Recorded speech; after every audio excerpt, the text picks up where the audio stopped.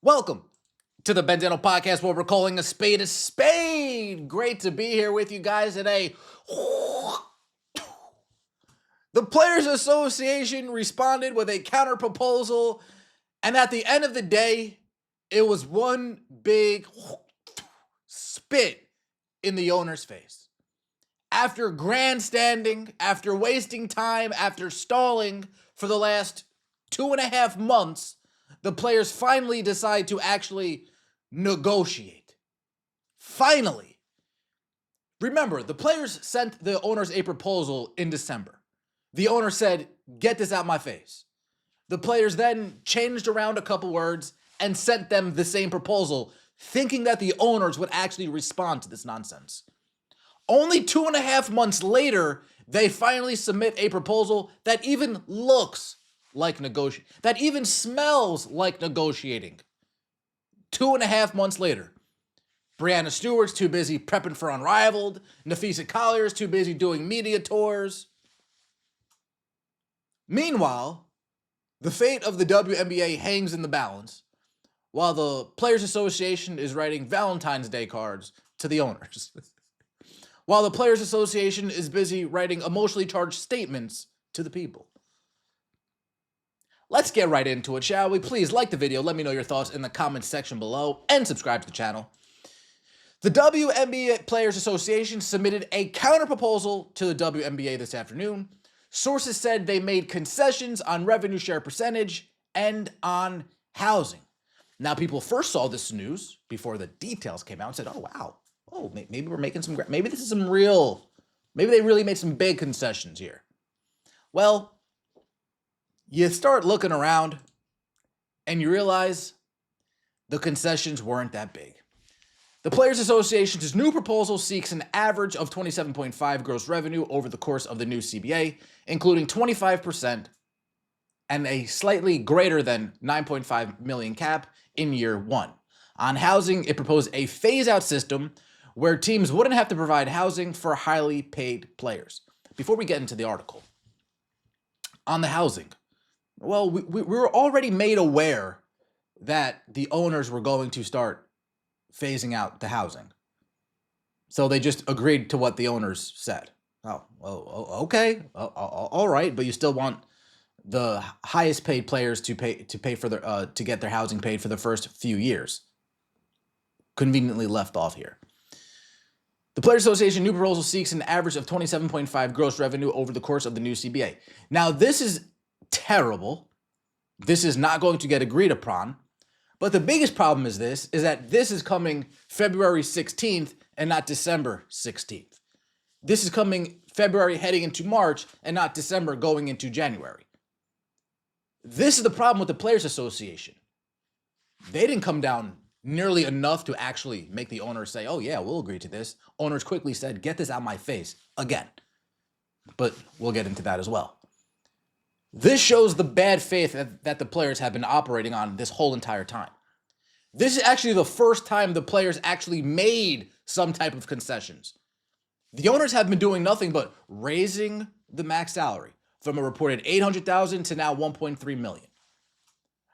Raising the median salary from around $440,000 to now a little bit over $500,000. So the owners have been making their concessions. The players haven't been making any until now, where it actually even you can pass it off as negotiation. Terrible, but you can at least pass it off as negotiations. Let's get into this article by Annie Costable. WNBPA seeks 25% of league revenue in counter proposal. The Players Association is asking for an average of 27.5% of total league revenue over the life of the proposed deal, in addition to team-provided housing for all players in the first several years. So they want to phase it out, but over the first several years, can you still pay for our housing? Over the first few years, can you still pay for us? No, you guys are making millions. Why would I pay for that? No, you guys are making $250,000. Hard stop. Forget the max salary, guys. You guys are making $250,000. I shouldn't have to pay for your housing. You're making $250,000. But you know what? We'll pay for your housing, we'll pay for relief player housing, and we'll pay for 10-day contract player housing. That's what the owners are saying. The players want, no, you're going to pay for the minimum housing, you're going to pay for the average housing, you're going to pay for the max salary housing for the first few years, and then we'll phase it out eventually. Does that sound like a win if you're the owners? It sounds like more wasting of money. The rally between the WNBA and Players Association in negotiations for a new collective bargaining agreement continued Tuesday with the latest serve coming from the player side. The union submitted a counterproposal to the WNBA late Tuesday afternoon. Multiple sources familiar with the negotiations told Front Office Sports. In it, the Players Association is seeking team-provided housing for all players in the first several years of the proposed CBA, in addition to a 25% share of total league revenue, averaging out to roughly $27.5 over the life of the deal.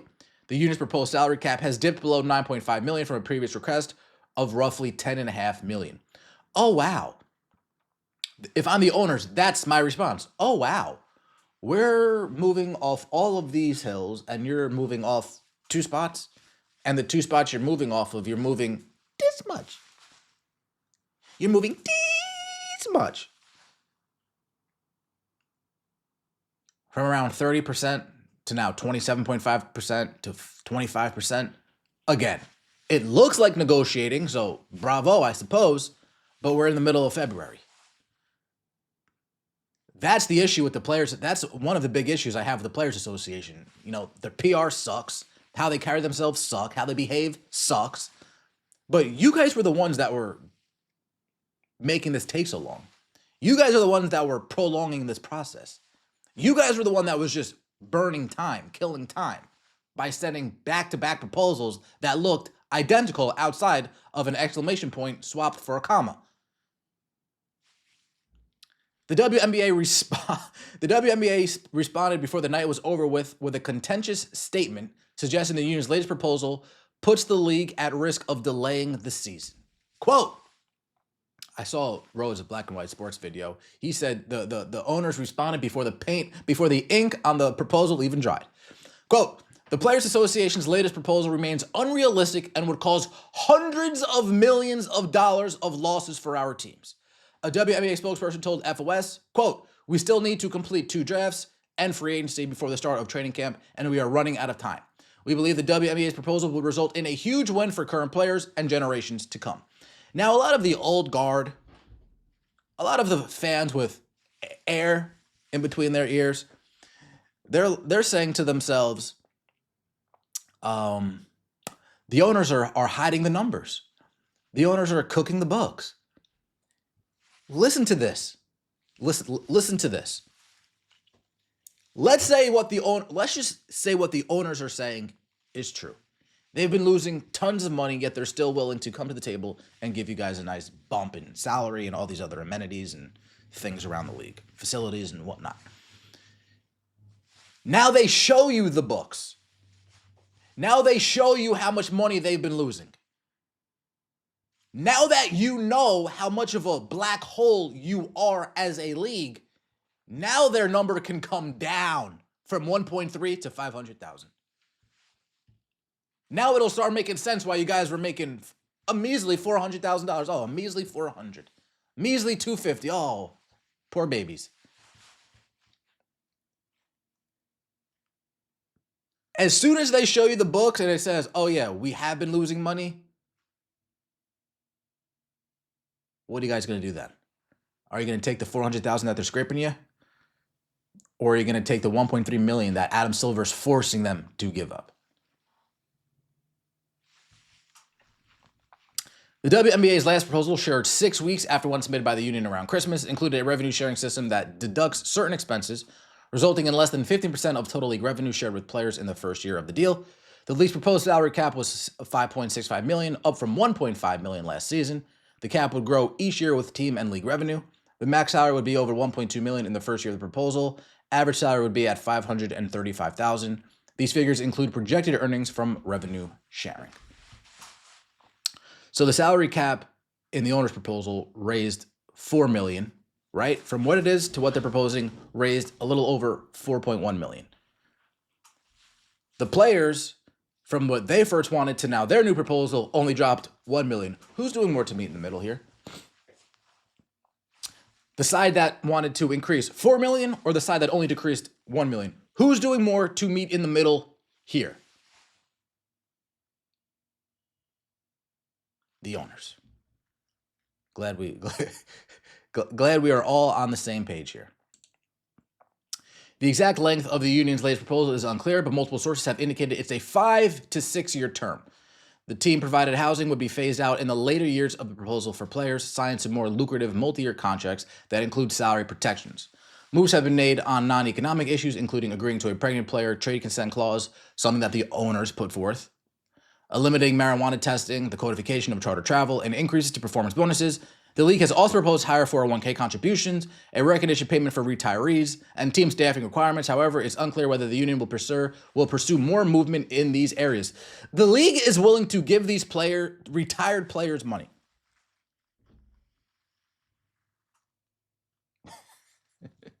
Is that what that means? A recognition payment for retirees. Thank you for your service. Like they're in the military. Like these are veterans.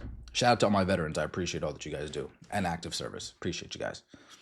Let me sit up here and talk shit. Now, ESPN's Alexa Philippou, she reports, amid the now 16-month negotiation, the league has continually emphasized the importance of business, health, and sustainability. That word Nafisa Collier is not sure about. A source familiar with the situation told ESPN the league projects that the WNBA Players Association's new plan would result in losses of $460 million over the lifetime of the agreement. $460 million over the lifetime of the agreement. The previous plan would result in $700 million in losses over the course of the agreement. But again, since the owners losing, players don't care. Give me my money. Since it's the owners losing, the players don't care. The union believed its revenue-sharing model would still put the league in a profitable position, a separate source close to the negotiation said, and called the league's projected loss figure absolutely false, citing a difference in whether expansion fees are factored into those calculations. Why are players owed expansion fees? Easy answer. They're not. Owners buy into the league. Existing owners lose shares of the league. Let me know your thoughts in the comment section below. I appreciate all of the support. Subscribe to the channel. That would mean so much to me. And like the video. See you next time. And as always, take it easy.